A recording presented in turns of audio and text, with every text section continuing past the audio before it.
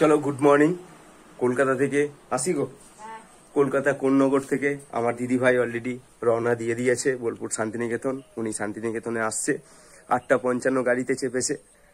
11:25 নাগাদ শান্তিনিকেতন নামবে। ওনাদের জন্য আমি হোটেল বুক করে রেখেছি। তা হোটেল দেখে রেখেছি, ওনারাই অনলাইনে বুক করেছে।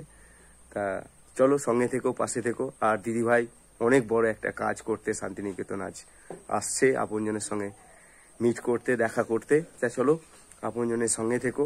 আর আবারও বলবো, কিছুক্ষণ আগে টোটন ভাইয়ের বাড়ি গেছিলাম। বেচারা খুব খুব কষ্ট করছে।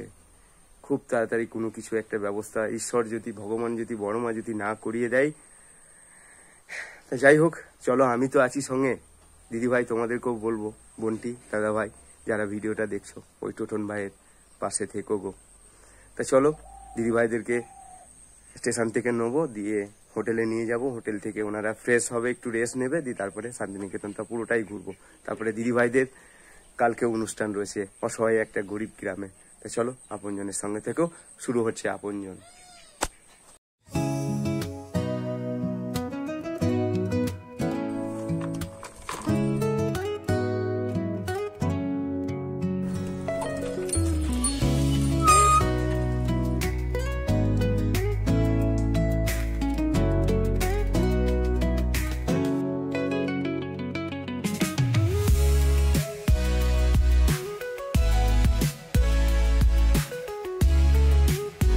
এসে গেছি হাততলা বাজার। এখানে সবজি বাজারটা করতে হবে। নটকোনা বাজারটা দোকানে বলে দিয়ে এলাম, যাওয়ার সময় ফেরার সময় ওখান থেকে তুলে নেবো। আর এখানে তোমার বাজার করে তারপরে দিদি ভাইদেরকে নিয়ে বেরোতে হবে। দিদি ভাইরা অলরেডি এসে গেছে তোমার বর্ধমান। চলো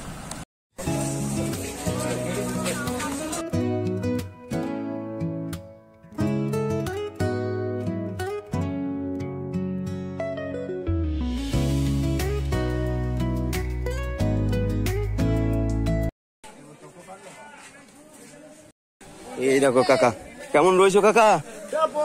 ও কাকা কেমন রয়েছো গো? তোমাদের তো বাচ্চারা তো ভালো থাকবো কি করে? এই পুজো গেল না মায়ের। আলুদা আলুদা আলুদা আলুদা আলুদা আলুদা দাও, 20 কিলো দিয়ে দাও। 1 কিলো আদা 80 টাকা, 1 কিলো রসুন 80 টাকা, পেঁয়াজ 5 কিলো 110 টাকা। চল লঙ্কা দিয়ে দাও 250।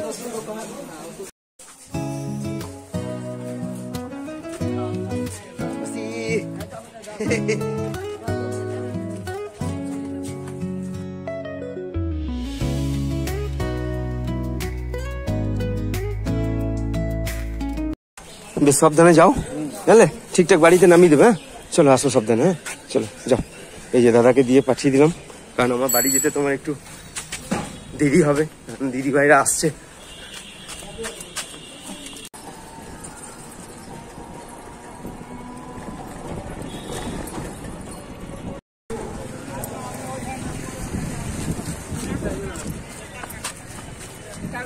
চলো 1 নম্বর প্ল্যাটফর্মে দাঁড়িয়ে আছি। দিদি কিছুক্ষণের মধ্যেই এই প্ল্যাটফর্মেই আসছে। দিদি ভাই welcome to Bolpur Santiniketan, welcome to Apanjan. খুব ভালো লাগছে আজকে।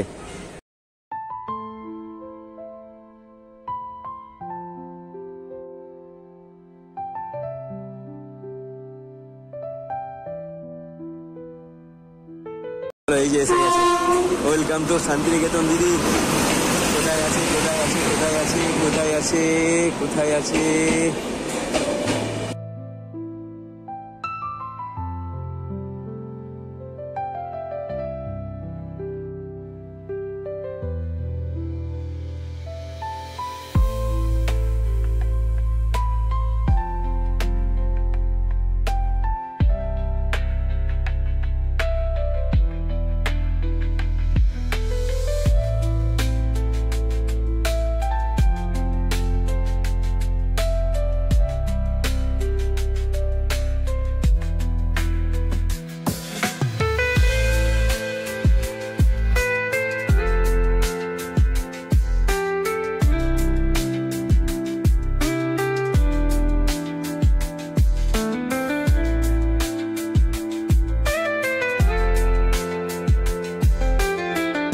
দিদিদের জন্য এই যে কিস্তি গেস্ট হাউস, এটাই বুক করেছি, কারণ খুব ভালো একটা জায়গা থাকার। এই যে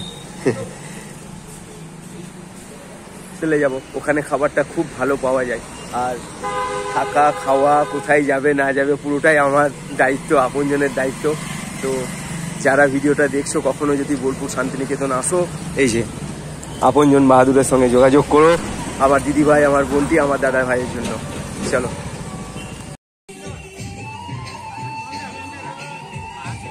দিদি বলছে বিরিয়ানি, বিরিয়ানি, দেখো বিরিয়ানির দোকান। আমাদের খাওয়া দাওয়া হয়ে গেল, দিদিরা নিরামিষ খেলো আর আমাকে মাছ ভাত। বাহাদুর একটু খেতেই ভালোবাসে। চলো, এই দেখো দিদিদেরকে নিয়ে এসছি রামশ্যাম। এখানে বুটিকের সমস্ত রকম কাজ হচ্ছে, মোটামুটি 100-150 জন মানুষ এখানে কন্টিনিউ কাজ করে যাচ্ছে। এই যে একটু দেখবে বললো।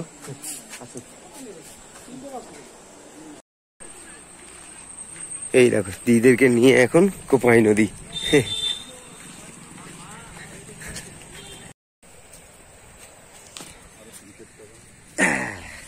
এই যে দিদিরা কেনাকাটি করছে, এখানে বসে আছি।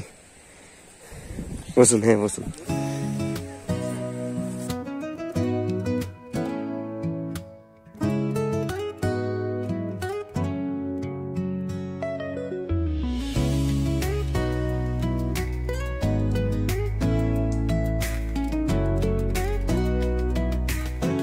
বর্ষাকালে এই যে জলটা রয়েছে, এই জলটা উপর দিয়ে চলে যায়, বুঝতে পেরেছেন?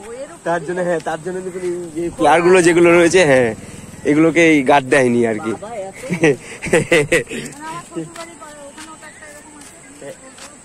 হ্যাঁ দিদি, এবার মনে হচ্ছে এটা কোপাই নদী।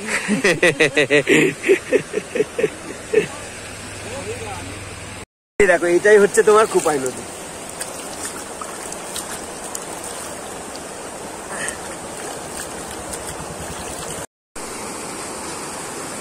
ওই যে দিদি ভাইরা বসা আছে। চলো।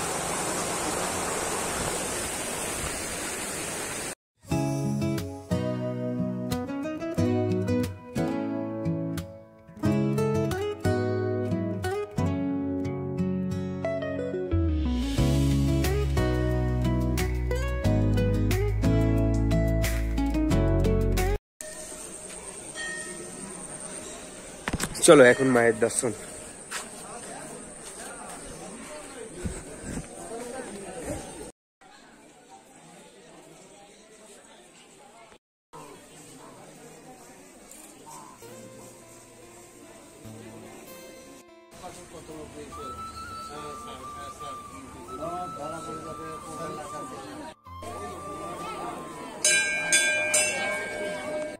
এই দেখো মন ছুঁয়ে গেল দিদি ভাই, মন ভরে গেল।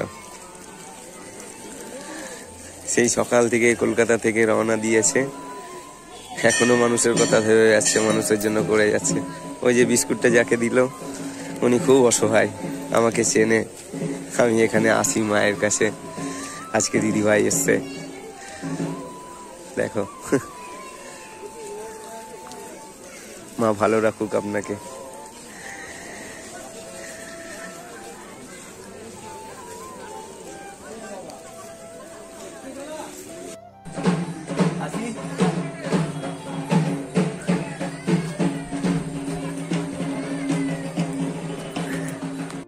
পুরোটাই কভার করে ঘুরিয়ে ঘুরিয়ে কঙ্কালী তলাটা দেখাচ্ছি।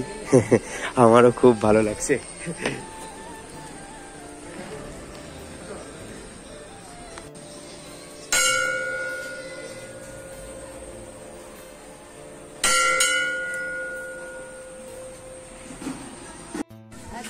এই যে গঙ্গা আরতি।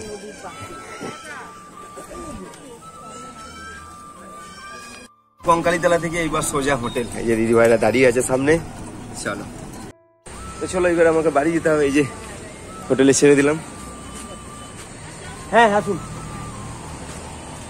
তো চলো বাড়ি পুষিয়ে একবার কল করে দিতে হবে, নাহলে একটু বকা খাবো। চলো চলো এখানে নটকোনা বাজারটা করবো এখন।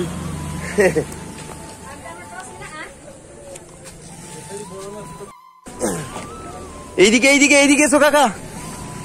হ্যাঁ এইদিকে এসো। হ্যাঁ এখানে দাও দাও।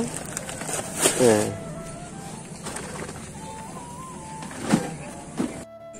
এই দেখো টোটন ভাইয়ের বাড়ি, সবাই বসে আছে গো।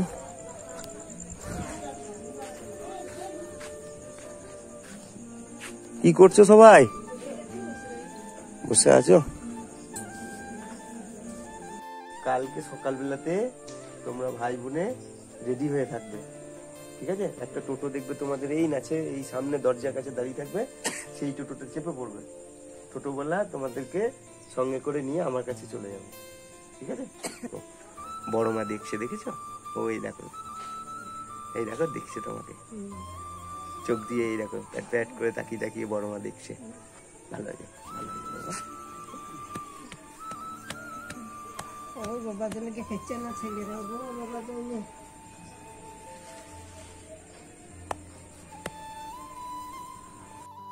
চলো, কি হবে, কি করব, কোথায় যাব নিজেও বুঝতে পারছি না। পুরোটাই বড় মার উপর, ঈশ্বরের উপর, ভগবানের উপর, মা কালীর উপর, আমার দিদি ভাইদের উপর আশা আমার আপনজনের, যে টোটনকে ভালো করে বাড়ি ফিরিয়ে নিয়ে আসবো, এরকম একটা চিন্তা মনের মধ্যে সবসময় কাজ করছে। যাই হোক, বেচারার পাটা পরশু দিনকে ওই যে গোড়ালির নিচে যে ঘাটটা দেখেছিলাম, ঘাটা ঘায়ের মতো ছিল, ওই তোমার একটু ওই ফোঁসকার দানার মতো ছিল। তা আজকে দেখছি মানে ওই যে কাপড়টা যেটা রেখে দিয়েছে, কাপড়টা খুলে ঘাটা এতখানি বড়, আর গোড়ালির মধ্যে যে হাড়টা আছে জয়েন্টের সঙ্গে জয়েন্ট, যে এই যে বল টাইপের যে হাড়টা আছে, ওই হাড়টা পুরোটাই মানে সাদা কালার দেখা যাচ্ছে, একটার সঙ্গে একটা হাড় যেরকম কানেক্ট থাকে সেইটাই দেখা যাচ্ছে। বেচারা, বেশ আমি আসি জানলি।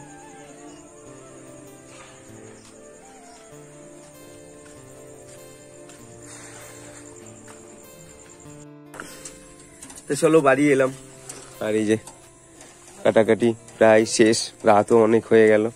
কালকে অনেকগুলো মানুষ খাবে, কালকে একটা অনুষ্ঠান রয়েছে। সকালে যে বাজারটা করলাম, যে টোটোওয়ালা দাদাকে দিয়ে পাঠিয়ে দিলাম, সেটাই এই যে কাটাকাটি করলো। আমি এখন তোমার চাল, ওই নটকোনাম বাজার যেটা হয় সেটা নিয়ে এলাম। টোটনের বাড়ি হয়েই ঘুরে এলাম, তোমরা দেখতে পেলে।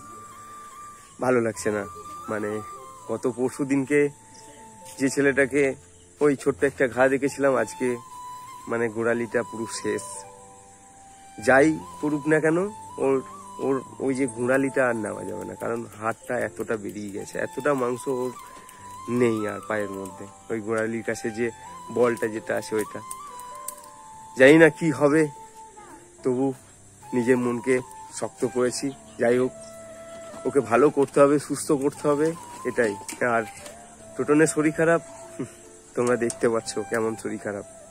এটা যদি কেউ ভাবো যে ওই আর কি আপনজনের ক্যামেরায়, তো যাই হোক চলো, সেগুলো পরের কথা। এখন নিজেকে ঠিক থাকতে হবে, ওই ছেলেটার পাশে দাঁড়াতে হবে, ওই পরিবারটার পাশে দাঁড়াতে হবে, এটাই আমার লক্ষ্য। তো চলো, পরের ভিডিওতে আবার তোমাদের সঙ্গে দেখা হবে। আমি বাহাদুর আপনজন, কাল দেখা হচ্ছে। কাল খুব বড় একটা অনুষ্ঠান আছে। তা চলো রাখি, টাটা, বাই, গুড নাইট।